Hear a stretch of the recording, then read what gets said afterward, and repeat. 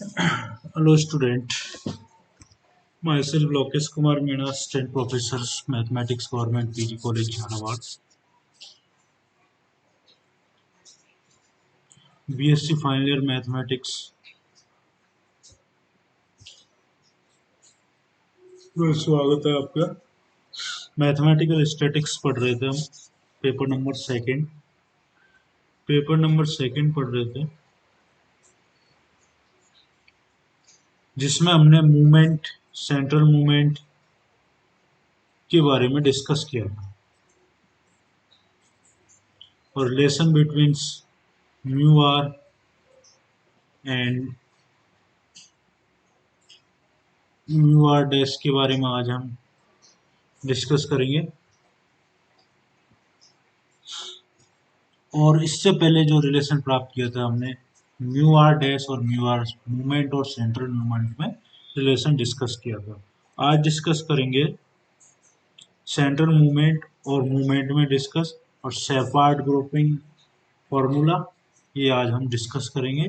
और म्यू, इससे पहले वाली क्लास में म्यू आर डैश और म्यू आर में जो रिलेशन प्राप्त हुए थे उससे चार मूवमेंट प्राप्त हुए थे हमको। उन चार मूवमेंटों का क्वेश्चनों में भी यूज किया जाता है, तो उनको याद रखना पड़ेगा। तो उनको याद रखने के लिए आपको उनको या तो प्रैक्टिस करनी पड़ेगी सवाल सोल्व करके, तो क्योंकि उससे संबंधित सवाल भी पूछे जाते हैं।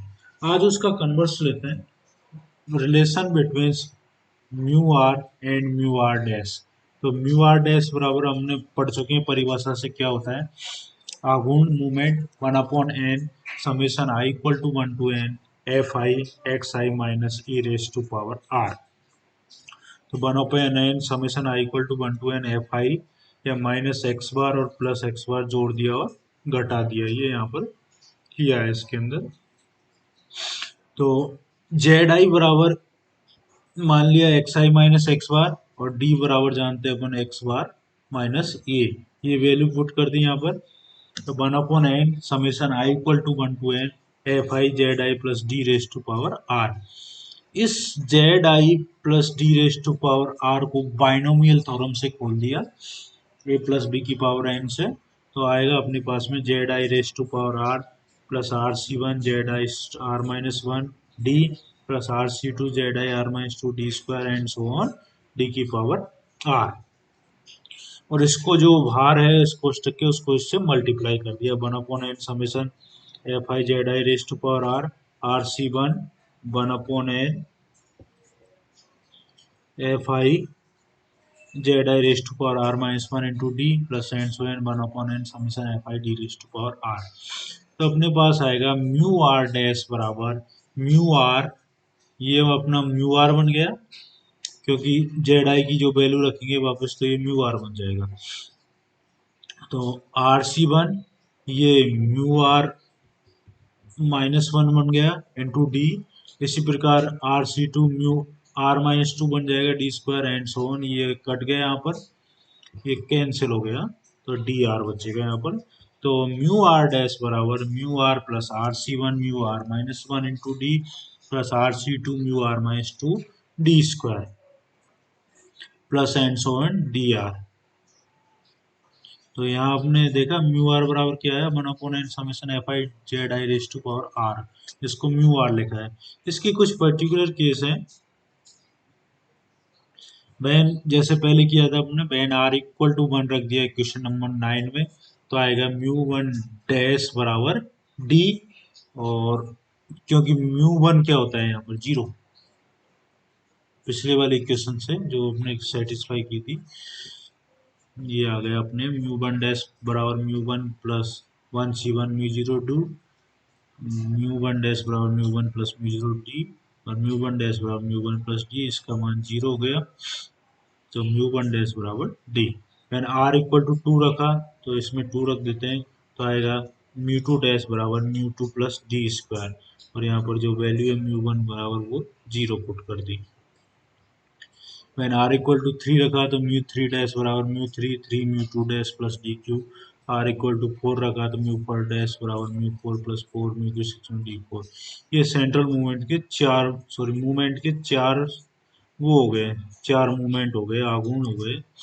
तो इनको भी याद रखना है, उन चारों को भी याद रखना है और इनको भी याद रखना है। Now next, effect of change of origin, effect of change of origin and scale on movement। Change of origin, अगर ओरिजिन चेंज कर दे और मूवमेंट की स्केल चेंज हो जाएगी तो इफेक्ट है जो प्रभाव वो क्या होगा। तो let variable is origin of x, माना एक्स का जो चर है वो क्या है, मूल बिंदु है। And change the scale we take the another variable, तो कहाँ ले जाते हैं उसको, अनदर वेरिएबल यू आई पर ले जाते हैं। तो यू आई बराबर x i minus a raise to power h i equal to 1 to n। फिर a is the arbitrary number, h is the class intervals and movement scale. तो x i की value निकाल ली, यहाँ पर क्या आएगा, x i बराबर a plus h mu i और एक्स बार बराबर a plus h mu bar.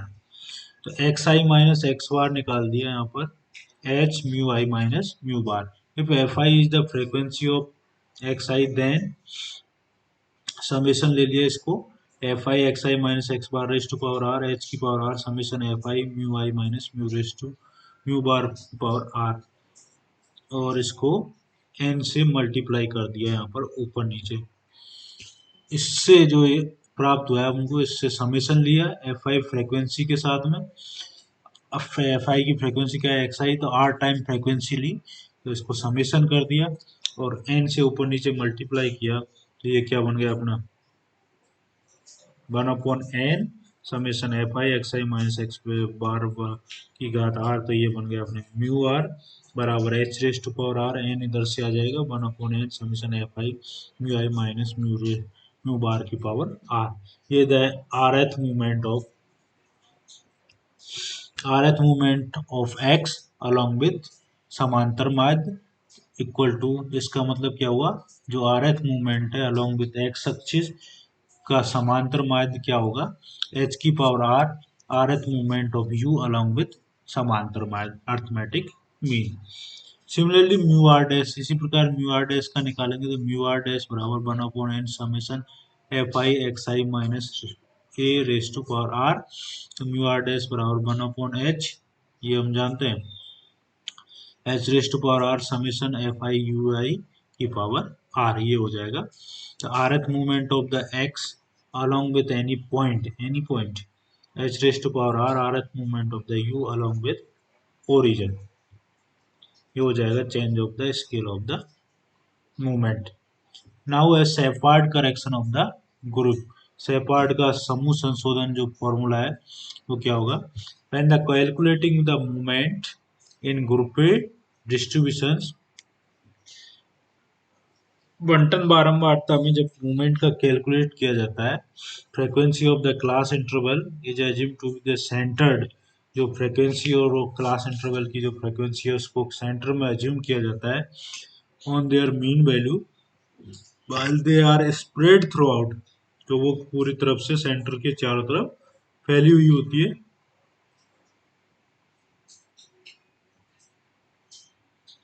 This imaginations there would have been some error, इस कल्पना में जो एरर प्राप्त होती है कैलकुलेटिंग द मूवमेंट के कैलकुलेशन में, those are called the group error, वो एरर क्या कहलाती है, group error. Shepard has given the formula under the conditions from which the value of the movement can be obtained। Shepherd ने इस group error के लिए एक कंडीशन जो लगाई थी उसके लिए एक फॉर्मूला दिया था, और वो कंडीशन क्या होती, the distribution should be continuous, distribution कैसा होना चाहिए, संतत होना चाहिए। एंड द सेकेंड कंडीशन है the value of the frequency on the both ends of the variables to decreasing proceed to zero. तो वैल्यू ऑफ द फ्रीक्वेंसी है जो वेरिएबल के दोनों तरफ से डिक्रीज होती हुई कहाँ तक जाती है, जीरो तक जाती है। और जो उसके फॉर्मूले थे वो थे revise Sheppard formula, mu two बराबर mu two minus h square upon 12, mu three बराबर म्यू थ्री, और म्यू फोर बराबर mu four minus 1/2 h square mu two plus h upon 240 h raised to power 4 where h is the class interval, फिर h क्या है यहाँ पर class interval है। तो ये सेपार्ट के फॉर्मूले थे, एन भी हमें याद रखना है। तो आज की क्लास में इतना ही, नेक्स्ट क्लास में फिर मिलेंगे। धन्यवाद।